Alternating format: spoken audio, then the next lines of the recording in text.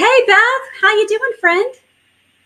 Happy Football Wednesday. Is that what day we're on? Happy Wednesday. I have to share with you, I'm really excited. I went to the dollar store and I got my husband a gift for Halloween, and it's this cup, but the most this is so absurd. It says, "Hey boo." So I gave this to him and I was just being obnoxious and just like, "Hey boo, hey boo, hey boo." And he can't tolerate me anymore. And so now it's I my don't see your husband really enjoying that at all, really. I've met your husband, and while he's a wonderful man, I do not see that being All right, so I say it really to his cup of you. tea. Hey Bill, Hmm? how you doing? I'm doing good. I'm doing good. We're Awesome, rocking and awesome. rolling. All right. Well, hey guys, thanks for joining us. It is our wonderful Wednesday evening together. We're going to chat football and all kinds of things. There's lots to get to. But first, just make sure you like us and follow us and all those things. Share the love. We have lots that we offer here. Oh, Beth, share our guest Oh, today. well, here's Cora. I'm gonna shove her out of the room in just a minute. Come here. No, you can't make all that noise and not. Oh, never mind. Family is here. They just took her. She's now 40 pounds. The puppy that you heard week 1 was like 20 pounds. Here we are, week 8. We're now at 40 pounds, running like crazy, causing all the trouble that a 6 or 7 month-year-old puppy still causes, only in a much bigger size. But my son just got home and he just stole her. So hopefully we won't have to hear her anymore. Oh, well, we love her. So, all right. Well, let's chat about lots of things. So, first, I'm just going to take the band aid off. My team, it was not the game of the week, y'all. It's just very simply stated, definitely not the game of the week. It was the giant mud pod. Mud, what is it called? It was Mud. painful. It was painful. It was a mud pie of a game, and it was ugly. I honestly didn't even finish watching the game, especially more injuries, just so many interceptions. It was raunchy. It was gross. It was not, I wasn't Pretty. into that. Ooh, she's drinking a little early. We'll talk about it later. We'll talk about it later. Hey, Bill. Sorry, guys, I'm going to have to torture all of you with this because I just crack myself up every time I say it. So, yeah, it wasn't a great game. And that's all I got to say about that. Beth, I'm going to let you go over your game because I want to jump back and talk about some big news for the Chiefs. But talk to me about your Bills. So the beginning of the game was ugly. Just if we could maybe play better football the first half of the game, I think we'd blow everybody out of the water and we would be able to play our backup quarterback. Trubisky would get lots of playing time. However, we don't seem to figure that out in the first. We went 0-3 for our first 3 possessions. Nothing happened. We could not convert. It was real ugly. And then it clicked. And then everything clicked. We were down 0-10, and next thing you know, we blew them out of the water. It was such a beautiful game. Cooper got his first touchdown. I was going to in say, waiting for Buffalo. you to say that. It was really pretty. He missed his first catch. That's fine. We don't know. It's a week, right? He had 4 days maybe to practice with the Bills, if that. Spend time with Josh Allen. He got Keon Coleman was telling him the plays in the huddle, like on this, like right before the ball snapped. He's like, "This is where you're supposed to be," just it was. And then he caught a touchdown, and it was beautiful. And Josh Allen looked like himself again. He rushed for like 2 yards, like he didn't have to run. He had good protection. He made great passes. He was a smart player this week. I am so glad we got Keon Cooper, or not Keon Cooper. Amari Cooper. I'm so glad we got Amari Cooper because he was that missing piece, right? He gave us that ability to open up other players, which Diggs is what he was doing prior And when we lost Diggs, that was the piece that we missed. We weren't able to have like a go-to wide receiver, a go-to person that then created options for other people. So it was beautiful. It started out real ugly, but we're back, and we're back.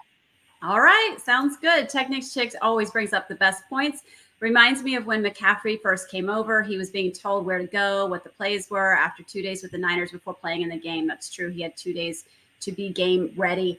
I'll tell you the really cool thing. So, well, this isn't the cool thing. We have no receivers. Okay. Literally.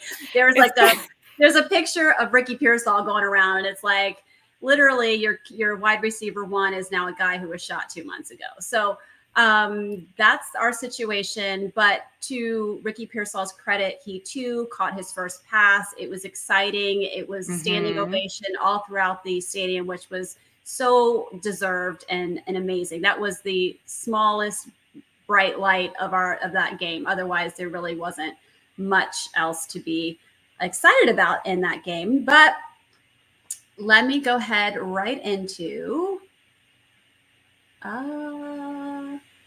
who's in the news?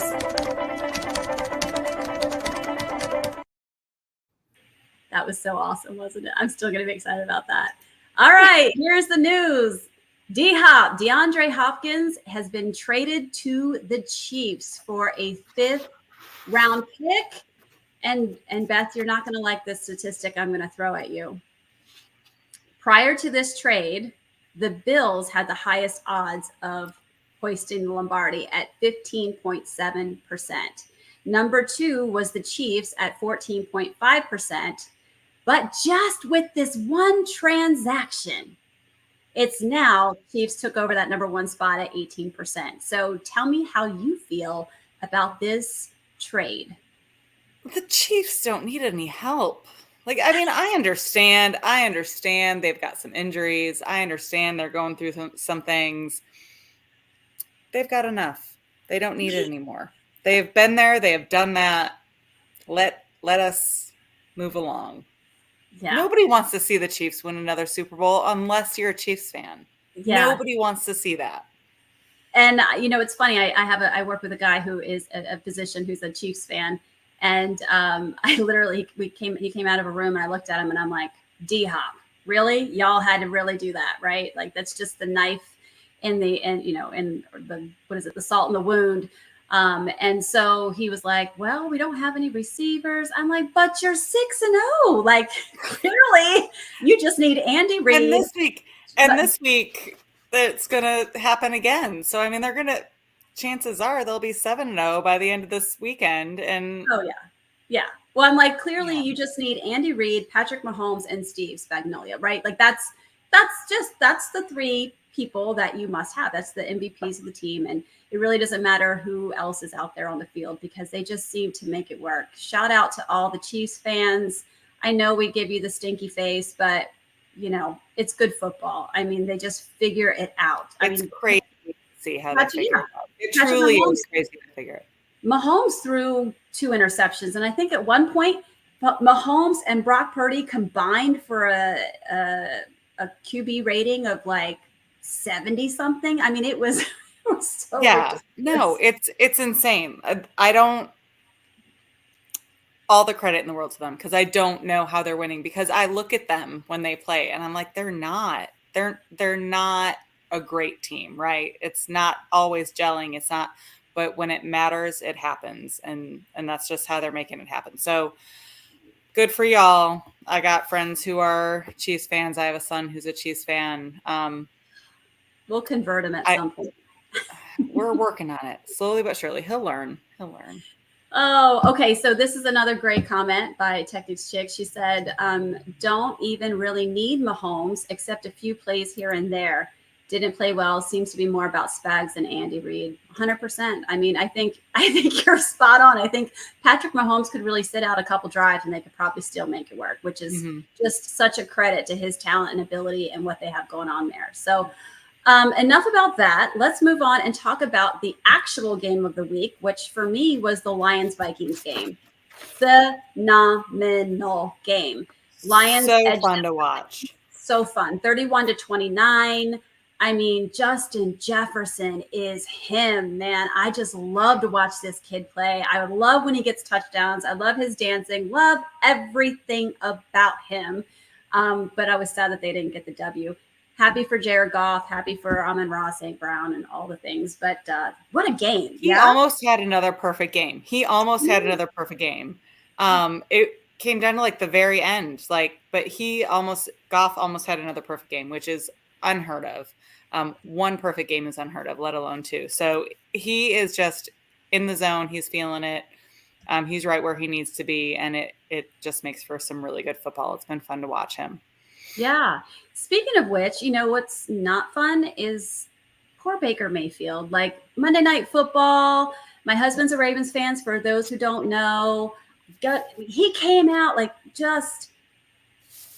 Baker Mayfield came out just gunslinging. He looked so sharp, and I was like, oh, this is going to be a game. And then Mike Evans jacked up his hamstring, and it was like, no. And it kind of went downhill from there. It just put a damper on the game from there on out. And I'll be honest, so on our picks, I've got my pick sheet here that we both pick our games and whatnot. And Desi picked Tampa Bay, and I picked Baltimore. And at the beginning of the game, I was like, oh, crap. Because I'll be honest, I won big this week. Big. Sorry, it was muffled. So I should just let it be muffled, but go ahead and repeat what you just said. Okay, boo. I won big this week. I won 13-7. I got 13 out of 15 games right this week. In any case, this was one of the games. And this was one of the games where I sat there and was like, well, maybe I just won't get this one. Because it started out like Tampa Bay was going to run away with the game. It really looked like that. But that injury, Mike Evans' injury, it just kind of changed the tone, right? And so then from there on out, Baltimore just took the reins. But they just ran. But let's also give flowers to the Ravens, because Lamar is just looking better and better week by week, more comfortable in the pocket, which we know he's a dual threat quarterback, but he's been looking more comfortable in the pocket, and it's just been beautiful. I think King Henry back there, he had some incredible long runs, and he was just on his game. Damn it, why is he not on my fantasy team? Can I say, the more that I watch King Henry play, it is one – I don't think I realized how large of a man he is. He's just huge. Yeah. Compared to all the other players out there. He dwarfs Lamar Jackson. He dwarfs everybody else, and he's fast and he's quick and there's a reason why he's king. I mean, it's just, he is beautiful to watch playing football. He is beautiful to watch. That he is. There is another giant guy they have. And I always ask my husband, I feel like they don't utilize, they utilize him more as blocking, but I feel like he could have been King Henry-esque in a very minute way. He doesn't have the nimbleness that Henry has, but Patrick Ricard is a big boy. Mm-hmm. And he's their fullback, and that dude is massive. Baltimore just has some big guys on their team. So it's just been, I still always gosh, every time he gets a play, he gets the ball, Ricard I'm talking about, or Ricard, mm-hmm. I'm just like, wow. I love it. I love watching the big guy get the ball, take the rock down and do make something happen. Yes. Make something happen. It's beautiful, beautiful, beautiful. All right. So let's look real quick. Let's have a little moment of fun before we jump into some seriousness here. We've got Rate the Fit.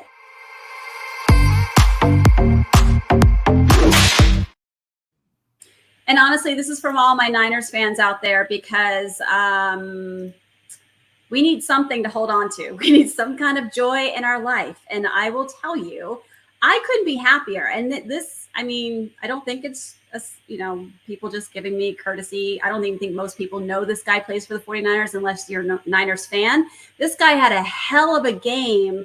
He was also one of the bright lights on the defense, other than the clip that everybody sees of Patrick Mahomes totally trucking him at the goal line.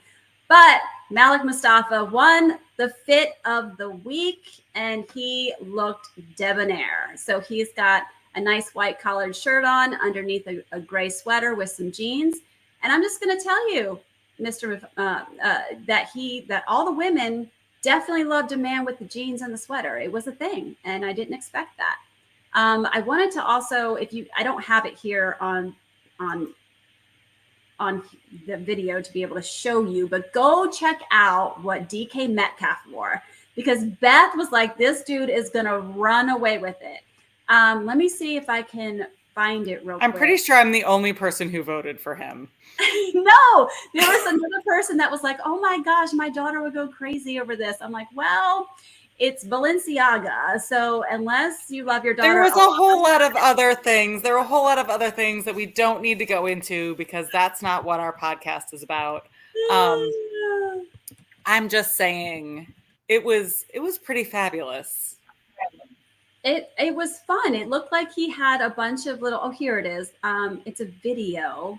Let me see if I can share my screen real quick, because you guys do have to see this. I just appreciate the creativity that's involved in this, because it looks super fun. I don't know how it would feel to sit down in it.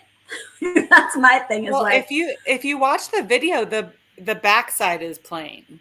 It's just the front. Oh, I didn't see that part. I think that video that if you play the video shows that the backside is just jeans. Well, here is the front side is the party in the front, serious in the back. Oh, goodness gracious. All right, here we go. Let's see. Can you see it? Here we go. Yeah. Video is unavailable. We're getting there. There it is. There we go. Boom, shakalaka. So these are, and I wish it was like an up close picture. Oh, it won't let me play the video, but it's literally, what is that? Like little toys. They're little stuff. It's like Thai beanie babies, or like little mini stuffed animals. You think about like the size of like rubber ducks, and they're all like rubber duck size stuffed animals stitched to the front of his pants, from waist down. And it's adorable. It's adorable. It really was, but apparently that's not what us grown ladies want. So congratulations, Malik. I appreciate that you were our fit of the week. So, all right. I feel like we're going to go ahead and jump into our sports and medicine segment, and then we'll follow that up with cocktails and mocktails. Okay, so here we go. This is sports and medicine.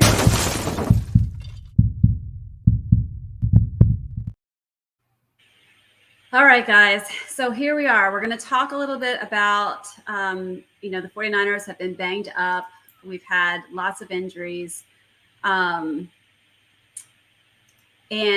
this past game against the Chiefs, he had this beautiful pass that he was in the process of catching. He had a defender on both sides of him. The defender on his right side came in. I'm going to show the picture again. If you don't want to see it, please, I'm just going to give you the warning. I'm getting ready to show it right now. So in this picture, you have his right leg was planted as he caught the ball, that right leg planted, and you can see the defender kind of hitting him in the hip area.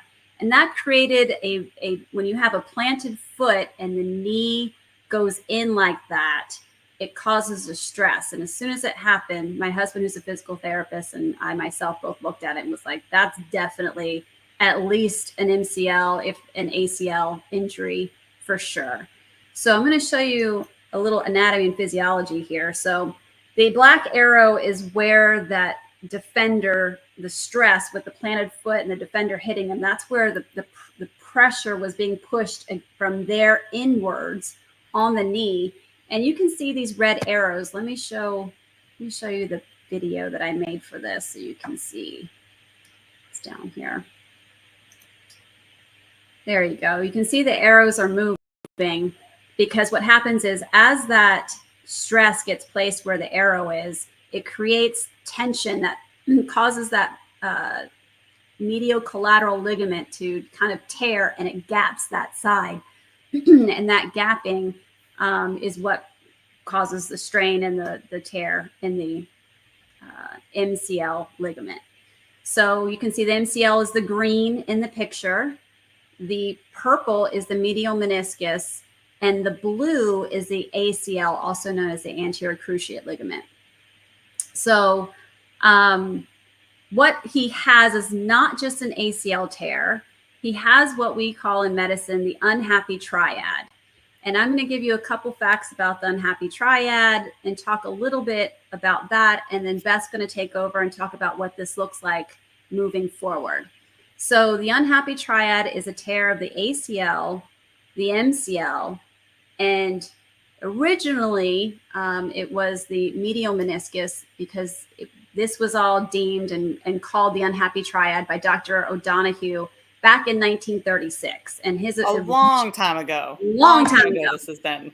Yes. And he found that it was the ACL, MCL, and medial meniscus, but updated literature says that it's actually more commonly seen in the lateral meniscus. So 25% of all athletic knee injuries is the unhappy triad. And the bummer thing is, even after they go through reconstruction, 50% of these athletes will have osteoarthritis in about 10 to 20 years following the injury. So this is a devastating injury for an athlete. And surgical correction is basically obviously doing the reconstruction on the ACL, which we're all, if you're a sports fan, you can't watch or listen to sports without hearing about ACL repairs. The problem is the medial collateral ligament, the MCL. To what degree is that injured? Because in some cases it can kind of just heal and scar in on its own. And in some cases it has to be surgically repaired. And that really dictates what happens to this athlete as the rehab process goes on. So I'm going to let Beth kind of talk about that. Oh, I have this other image to show you. Those were the three things, the three areas that are the unhappy triad. But again, remember that it can also be the lateral meniscus, which has been deemed to be involved as well, as we spoke. So Beth, do you need me to keep the image up? Okay. Yeah, go ahead and leave the image up. So when we talk about either medial meniscus or lateral meniscus, we need to just remember at the end of the day, we're looking at very little blood flow to that area, right? So healing in that area is very different than what we would see with a ligament where they have blood flow and coming to it where you get better healing, right? So when you end up with a medial or lateral meniscal tear, we're looking at either shaving down the area so that it creates a smooth surface or trimming it so that it doesn't cut, right? So that prevents injuries in the future or pain with movement or locking of the knee. So the meniscus portion, whether it's medial or lateral, is more of a surgical repair depending on how severe it is, because there's not a whole lot of healing that happens in that area. Oh, you're getting a little muffled. Sorry. I put my head down. And so medial and lateral meniscus healing does not heal as well as other parts of the body due to poor blood supply. Does that make sense? Yes. All right. So that portion has to be handled surgically no matter what. When we talk about the MCL and the ACL is very common. We don't hear MCL quite as often, but what happens is, and it's hard to tell which happens first. So the way that he was hit from that lateral contact stretches that linkage. stretches that the medial collateral ligament. We're not sure if did we find out if it was torn, Leslie? I know we had an injury, but did we know that it was torn? You're muffled again, so I can't hear. I need to come up with a different earbud. Was the MCL torn as well? Or or do we not know? We don't know what degree, but MCL, ACL, both. So we know both of them are injured. So when they go in for surgery, the major concern is to rehabilitate the ACL. MCL frequently heals on its own, depending on how severe it is. When they go in, they will make that determination. On field, they do several different tests to determine whether they think there's the injury for ACL or an MCL. So they do different movements on the knee to determine in advance of doing an MRI or an X-ray in order to determine, right? So before he even went in, everybody kind of knew, right? So the athletic trainers, the therapists on the field, the medical staff on the field are doing Lockman's tests, pivot tests, lateral shift tests to see the stability of the knee to determine whether they need to go in for an MRI or not. So when they do that, they already know before the MRI comes out, one way or another, what's going on with the knee. Once they go in for surgery, ACL is a pretty standard rehab protocol. It is cookie cutter. It is everybody gets the same rehab. It is a couple weeks in a brace, non-weight bearing. You locked out in full extension. Then you allow some knee range of motion. 4 weeks, you can start full range. By 6 weeks, you're out of a brace. You don't really want to be in a brace anymore. A good surgeon will not leave you in a brace for your ACL. You do not want to stay in that brace during rehab or through rehab. You want to be out of a brace and you want to be moving into those dynamic therapy rehab movements. The problem is it's still a very long rehab. This is a 6 to 9 month rehab to get as close to full recovery as possible. Desi, I know you had talked about some information about how the recovery process post-surgery, post-ACL, your ability to play at the same level, how that changes. But that is your best bet is 6 months. You're not getting anywhere to direct contact until 9 months. So we have lost him for the season, and I am so very sorry. But that's where we're at. Yep. It's going to be at least a year, I would think, plus or minus. So that's usually what I tell people. It just depends. And with it, that's for probably, if it was just an ACL, maybe you would err a little bit on the earlier side. But with it being a more complex injury, it's, I would lean more towards, the longer, at least a year is what I would say. Now, and we don't know what the MCL looks like, and we don't know what those other ligaments look like. So, we're not 100% sure, but that's, if we know both of them are severely injured, it's going to be quite the rehab process for him to get through that. Yeah. For those of you who may have seen Dr. Nirav Pandya, he put up a couple of articles on in regards to Brandon Aiyuk's injury. And one of those was decreased performance and return to play following ACL reconstruction in NFL wide receivers. And in there, it was talking about, briefly, the results had shown that for players who did return to play, the average time was 10.9 months. But understand that if you read the whole study, it was just on people with pure ACL tears. Literally, they were excluded from this study if they had any other injury with it. So these were pure ACLs. So just take this with a grain of salt. 10.9 months. Again, this was not BA's injury. It was only a part of it. So again, just based on what we just said, I just wanted to understand where we got that comment from is I would err a little bit more towards the 12 months, maybe even a little longer. So Desi, I have a question for you. Is this the same injury or similar injury to what Nick Chubb had? to put things into perspective of Yes, timeline but and things like that.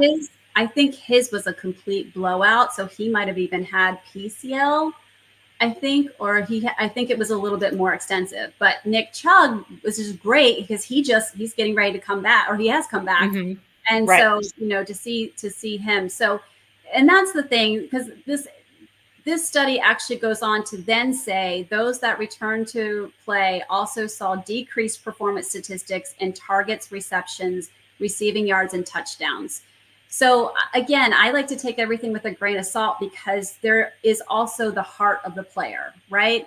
Like, and I will never say this is everybody. You're going to have a majority, or like a majority of people, and then you're going to have outliers in this direction and outliers in that direction. And I basically, as a 49er fan, will always say, look at Brock Purdy, right? Like, he was the last person drafted in his class, and yet he's one of the best quarterbacks in the NFL. So you never know. Allen. Or Josh Allen, or look at J.K. Dobbins, who's come back from Achilles tendon, but also Aaron Rodgers.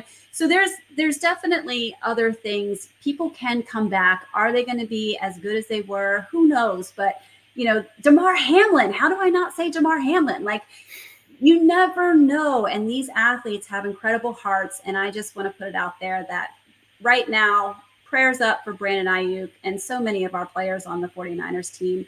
I just wanted to make sure we cover that. So we're going to go on to another injury, but Terradome's in the house. Hey, buddy. I just wanted to say, hey, thanks for joining us tonight. We have another big injury. Let me go to, let's talk about the Buccaneers.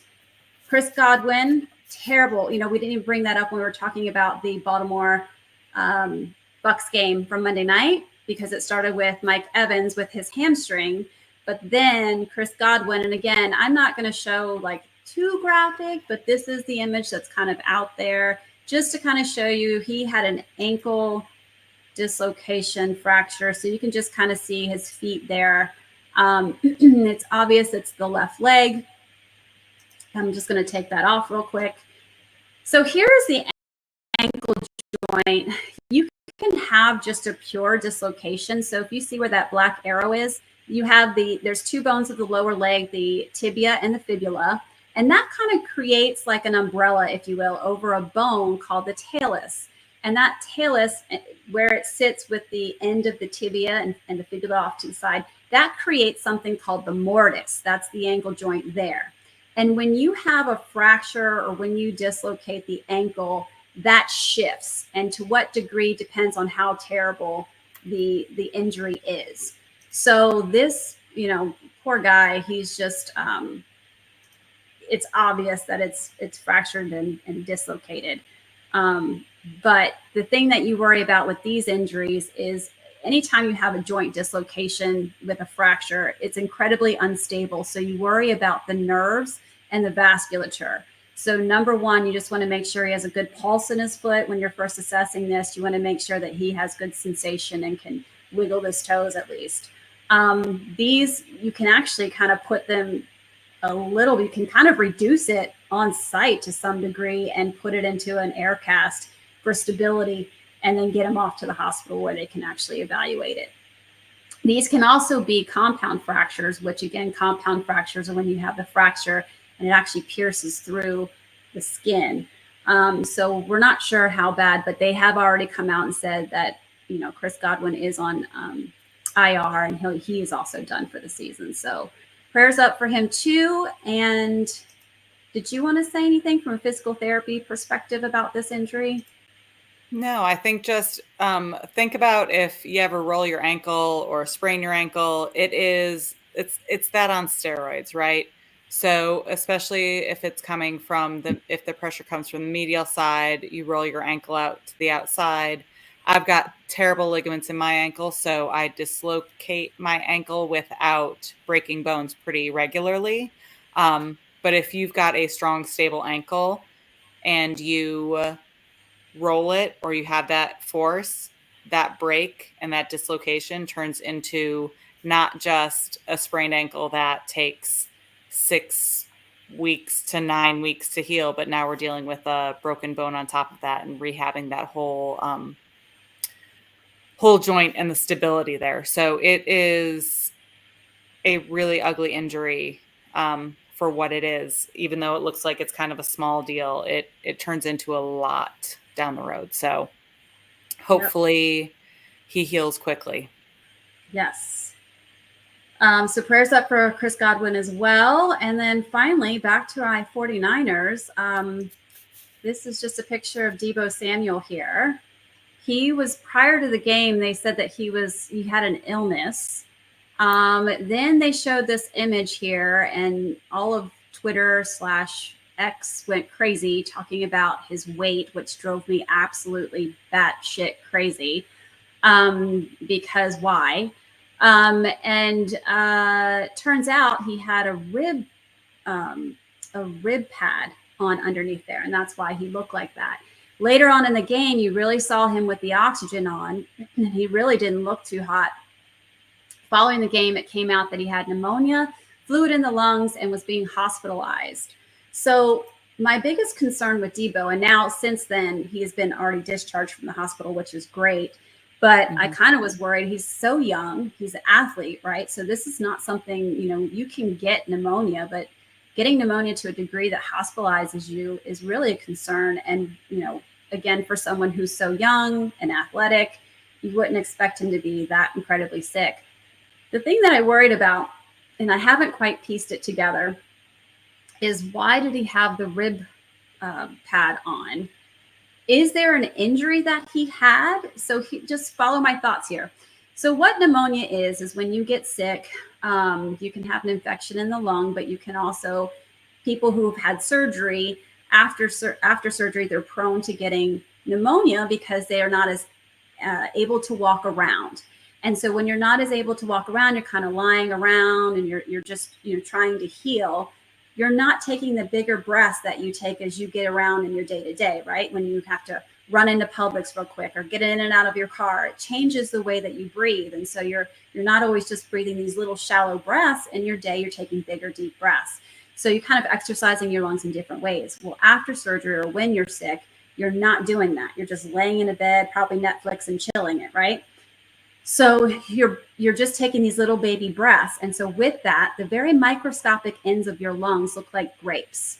And so when you have those little air pockets collapse, then over time, what happens is you have enough collapse, then fluid builds up, and then you get pneumonia.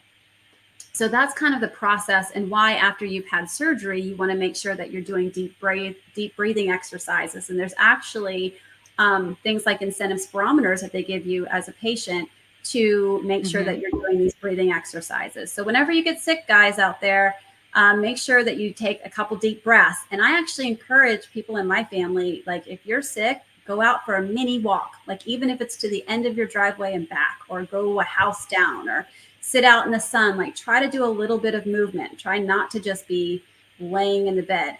The only exception is if you get COVID or the flu in the first 24 to 48 hours, because there ain't nothing happening when you're that sick. And he's one of those kids, or he's one of those players too. You have to think about across the board. We want to make sure that people are moving, right? From a rehab standpoint, we do the same thing. That's why people don't lay around after surgery anymore. You are up out of bed the moment you can, and move forward. So you're right. I'm curious to know why he had rib pads and this. Yeah. So the pneumonia hits so hard, right? Because it's not something that, like, usually you're sick, you don't feel well. Pneumonia isn't something, walking pneumonia, all of those things are not things that just kind of pop up. Well, so I don't know how long he's been feeling ill. So he has baby Deebo. Well, he is this adorable little baby. He's so sweet. I love it. I love looking. He's got the little Deebo dimple, and I think little dimples on babies are just so adorable. So anyway, baby Deebo, and I tweeted out, and I was like, "Well, welcome to fatherhood, Deebo," because I only knew at that point he was sick, and I was like, "Welcome to fatherhood, Deebo, and you're going to pick up every little crud thing that your kid's bringing home." So my thought is, my question is, maybe he had a rib injury. Maybe subtle, maybe it wasn't really anything talked about. Bruised ribs, anything like that. And then got sick on top of it. And so that created the splinting to where he wasn't taking deep breaths, kind of made him prone to it. They put the pad on to protect the ribs. And then, maybe I'm just throwing that out there. I have no idea. I could be completely wrong, and I'm fine to be wrong. There's no pride in this. And it might be one of those things where, the rib padding was placed on because he was having a hard time breathing. So they assumed it was a rib injury over it being a lung issue or things like that, right? So who knows what came first, right? It could have been a rib injury that facilitated that, or it could have been just having kids. Yeah, or a combination. Yep. They'll give it to you. Here's to having kids. Hey, boo. All right. With that said, speaking of drinks, we're going to go to cocktail and mocktails. Yes! Yes! Yes! All right, Beth. Please help us pull out of the downer of talking about injuries. What do you got? So tonight we have. We figured we'd go a little spooky. So it's a little gold and a little black and a little spooky that runs with Steelers, because Steelers have a game. It's actually very good. It has a Chambord in it, which I haven't used before in a cocktail. But it's very good. It's kind of like a blackberry type drink. It's vodka, Chambord, charcoal to make it darker, a little bit of lime juice and orange bitters, or really whatever bitters you have in the house, because I did not go out and buy more bitters. And it has a gold sugar rim, which is just so fun. It gives us our black and yellow for the Steelers this week. Black and yellow martini. Black and yellow martini. So the goal is that they're going to win this week. I don't typically cheer for the Steelers. Sorry, family that loves the Steelers, but it was a good cocktail that I felt like every once in a while, Terradome, every once in a while. But so this was a really good, it's a great martini. It's sweet. And the sugar rim just makes it look really pretty. So it's a good Halloween cocktail as well. Yeah. And we got this recipe from peaches2peaches.com, just in case you want to see it. We just renamed it just to go with our theme. But for those who don't drink Terradome, in case you don't want to go that hard over here, we also have our mocktail of the week. So go ahead and share the mocktail. So this one is also kind of a split off of the original drink. It uses blueberries, lime juice, mint leaves, a little bit of honey, and you can use sparkling water, kombucha. We did this as well in our house with vodka as well. It turned out very nice, because you have to try it both ways, right? So in any case, this was a lot of fun. It's a great way to have the kids, they love the sugar rim. They love the ability to they were dipping the sugar rims. They're adding, the charcoal makes it black. So they love having a black drink. It's a fun drink. It's sweet, but not too sweet. And the mint leaves really make a difference in this one. This was very, very good. Let me ask you a question on this, because I'm looking at kombucha and activated charcoal, and my stomach is like, whoa. So did you guys do it with the sparkling water, or did you do it with the kombucha? So we did it with sparkling water. You can do kombucha has a tiny, tiny, tiny bit of alcohol in it. If you're concerned about that. But I did not do it with the kombucha, but we did it with sparkling water. Activated charcoal, actually the amount that goes in it, it's 1/8 of a teaspoon. It's really just there for color. You can't taste it. You can't smell it. There's no residual from it.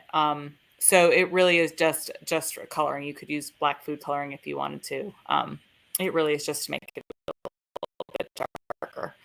Awesome. I did learn, however, if you're on birth control, that activated charcoal can interfere a little bit. So just watch. If you are concerned or in that stage of your life. Folks, we definitely keep you up to date on all the things. Okay. All the health and medical things you need to know. Drink responsibly, even with your mocktails. That's basically what we're saying. Make sure you are protected if you're using activated charcoal. So I need to get a dub this week, sis. We're going to look at the games coming up, starting with tomorrow night. So let's see what we got. So Beth's, if you guys follow us, or if this is your first time seeing us, we have the picks up. Beth are the white arrows because she's neat and I'm a mess. So I did the circles. So this is what we have. Tomorrow night, we have Vikings playing at Rams. And we both, I think we agreed on a lot of these, which is great because I got my ass beat last week. So thoughts? I mean, I felt so good. I know. It's okay. It happens. So do we really need to explain this one? I mean, no, this one was pretty straightforward. I think it's the next group of games that gets a little messy. All right. Well, feel free to tell us in the comments if you think we got anything wrong, or if I got anything wrong, or if Beth got some.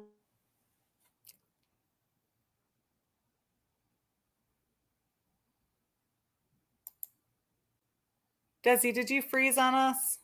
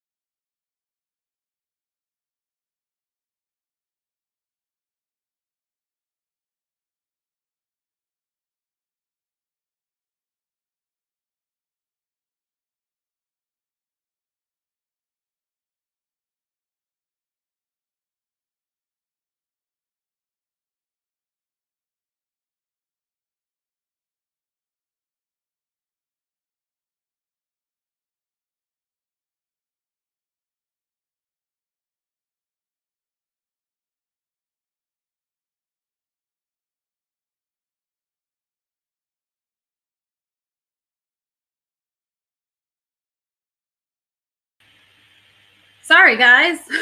I'm back. Welcome back. Wi-Fi completely went out. We had to restart it. So, all right. So where were we? Ravens. Let's see. We did this week of picks. Okay. So we did we go? Did you already go through all of them? No, we weren't going to go through them because we had all the same, and these are pretty straightforward. Yeah, so we have Vikings. We both picked Vikings over Rams. We both picked Ravens over Browns. Titans, we have losing to the Lions, and Cardinals over Dolphins. Oh, we didn't even talk about Tua coming back. Because I don't ever want to talk about Tua anymore. I'm with you. That's all I got. And that's all we've got to say about that. And then we have the Jets over the Patriots. So that is for the first group. Let's go on to the next one. Technics chick. I left and just came back to check and just came back in time. Yay. All right, we're going to switch out to, let's see, what's the next group? The next group is we both picked the Bucks at home over the Falcons. I picked the Falcons. Oh, sugar buttons. Okay, she picked the Falcons. So she lives in Atlanta, so she's got to go with the Falcons. I picked the Falcons and the injuries right now with the Bucks. The injuries hit hard last week. I mean, facts. We'll see. But we have a pretty good defense. So let's see how that shakes out. We'll see. And then we have this is another one we both picked differently. So I picked the Bears because Jaden Daniels is injured. So I was like, maybe it's the Bears' turn. You know, maybe that first round draft pick and Caleb Williams is going to make it happen. So could be. We'll see. I think this is going to be a really good game. That's one of my games of the week. I'm excited about this game. Okay. I don't deny that, but you know what? Since you said it,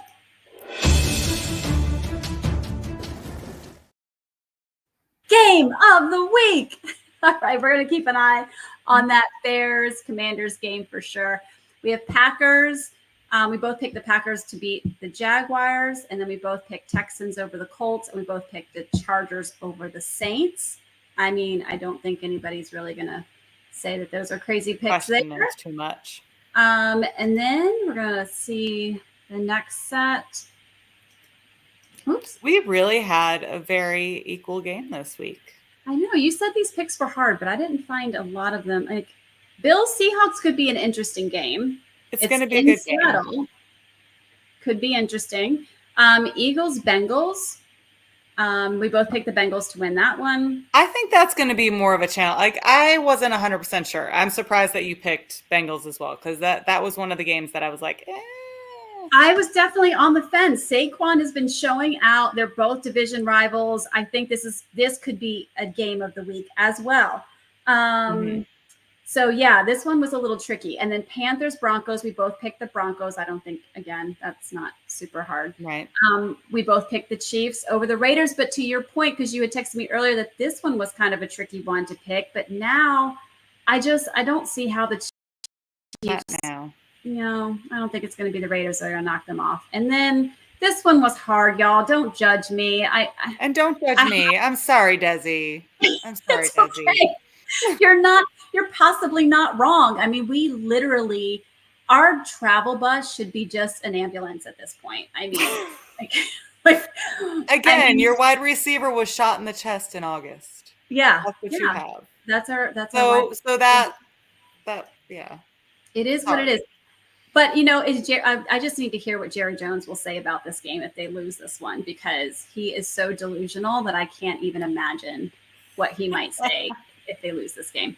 All right. And then finally, we got our Monday Night Football game. It's Giants at Steelers, and we both have the Steelers winning. Why? Because that was our mocktail of the week. And guess what?